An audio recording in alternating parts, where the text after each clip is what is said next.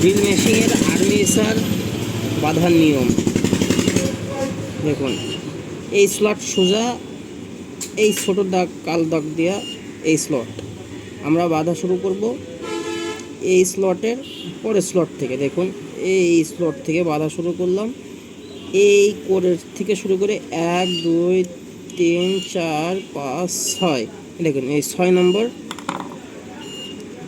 কোরের ভিতর থেকে উঠে এটা শেষ হবে পা।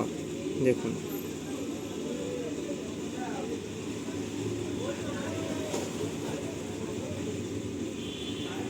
তিন,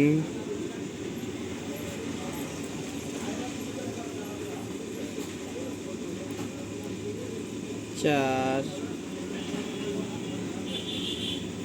5,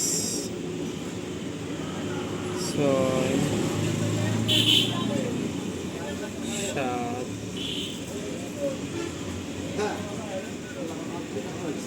8,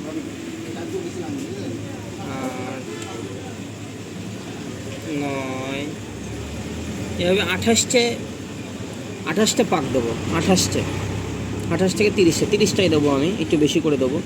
30টা পাক দেবো। দেওয়ার পরে